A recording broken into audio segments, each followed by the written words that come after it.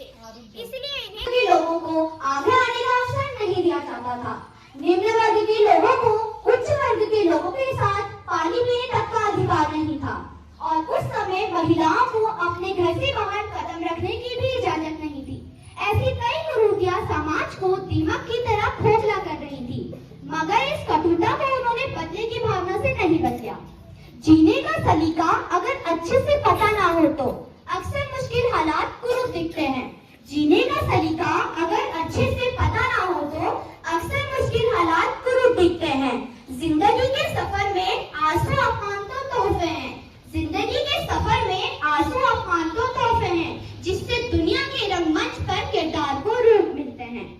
14 अप्रैल का यह दिन केवल भारत में ही नहीं बल्कि पूरे विश्व में मनाया जाता है। इसका एकमात्र कारण है बाबा साहेब की महान सोच, कर्मठ और व्यक्तित्व, जो सभी के लिए प्रेरणादायक है।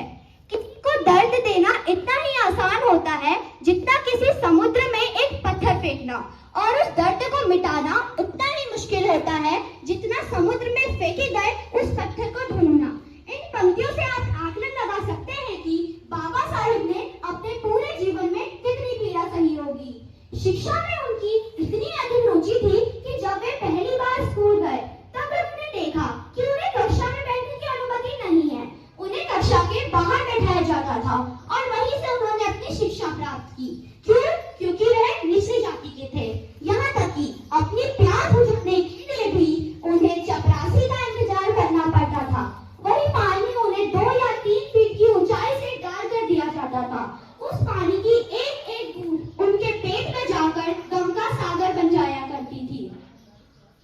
जब यह दर्द नासूर बन गया तब उन्होंने संकल्प लिया कि इस कुरीति को समाज से खत्म करना बहुत आवश्यक है, और यहीं से शुरू हुई उनकी लक्ष्य प्राप्ति की डगर।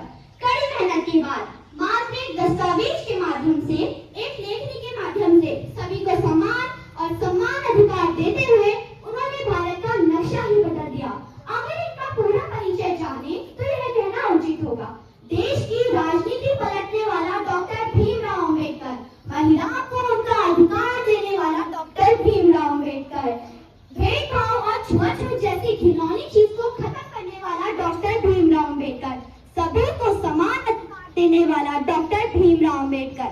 अंत में अपने शब्दों को विराम देते हुए मैं यह कहना चाहूंगी, बाबा साहेब जी हमेशा कहा करते थे, बुद्धि का विकास करो, बुद्धि का विकास करो, अज्ञानता का नाश करो, ज्ञानता का नाश करो, ऊंच नीच का भेद मिटाकर, ऊंच नीच का भेद मिटाकर संगठन में विश्वास करो, संगठन में विश्वास करो। धन्यवाद जी।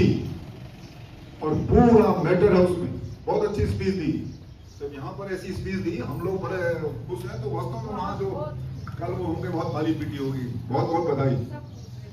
अब जो उसी स्पीच कंपटीशन में सेकंड आई है डिम्पल पटेलिया, वो भी अपनी बात ध्यान रखेंगे। डिम्पल पटेलिया।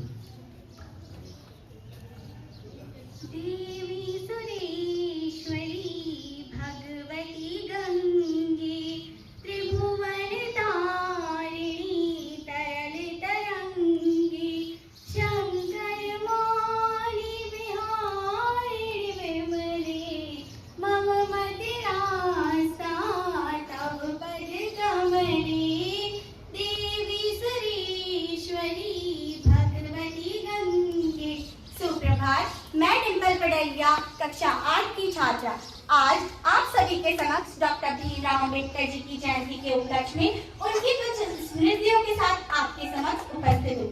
कहते हैं कि इससे फर्क नहीं पड़ता कि व्यक्ति कहाँ खड़ा है, पट पर या रथ पर, पीर पर या प्राचीर पर। मनुष्य की पहचान होती है उसके मन से, क्योंकि मन की फकीरी पर कबीर की संपदा भी होती है। यह चंद पंक्तियां तो है श्रीमान अटल बिहारी वाजपेयी जी की, परंतु यह चरितार्थ करती है डॉक्टर भीमराव अम्बेडकर जी के चरित्र को, जो कहते थे कि life should be great rather than long. Doctor Bhimrao Ambedkar ji का जन्म 14 अप्रैल 1891 में मध्य प्रदेश के महू नामक स्थान पर हुआ था। उनका जन्म महार जाति में हुआ था, जिसे भारत में अछूत समझा जाता है। यह दलितों में से एक है। उनने शिक्षा रूपी धन को अपना हथियार बना लिया। आइए समझते हैं जातिगत भेदभाव। एक दिन श्री कृष्ण ने अर्जुन से कहा, चतुर्वर्णी अर्जुन, ये जो सृष्टि है ये चारों भागों में बांटी हुई है, जिसका अतुलनीय यश है गुण और कण। जन्म नहीं, जन्म से भेदभाव तो पश्चिम वाले करते हैं, पूरब में ऐसा कभी नहीं होता। डॉक्टर भीमराव अम्बेडकर जी जब बड़े हो गए तो उनके पिताश्री ने उनका दाखिला विद्यालय में कराया।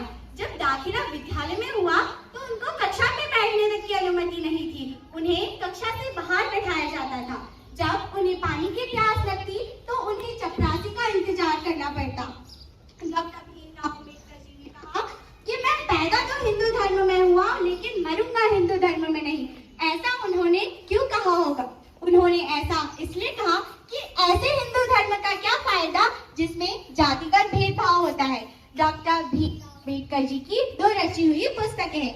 पहली है द अनटचेबल, दूसरी है waiting for the visa.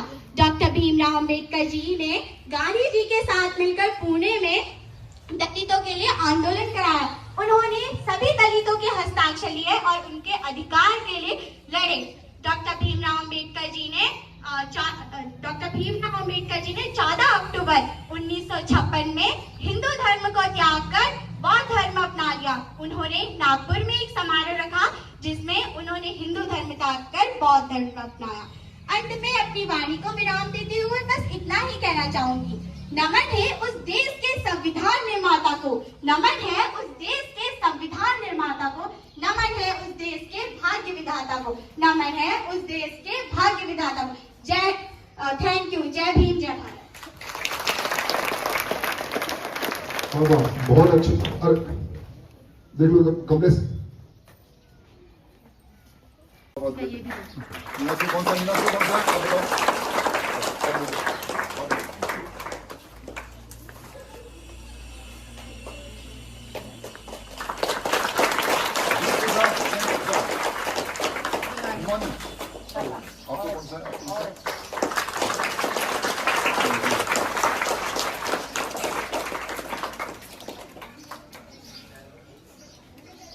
Sulekha.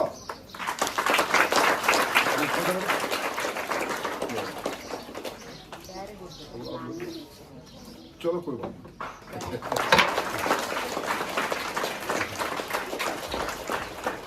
दीक्षिता।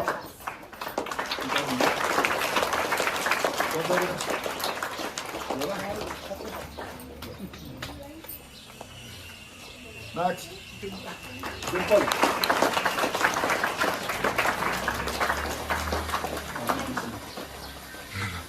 यहाँ पे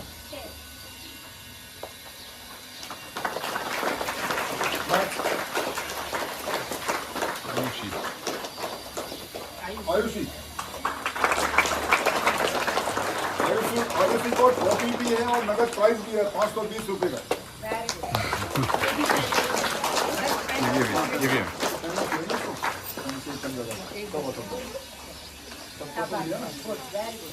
तो एक बार स्कूल की ओर से इन बच्चों के लिए जोर की क्लैप।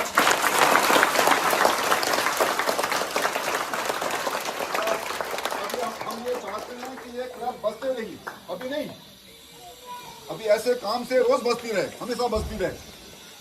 बच्चे ऐसे ही काम कर रहे हैं, पढ़ाई में भी और बाकी एक्टिविटीज में भी। चलिए।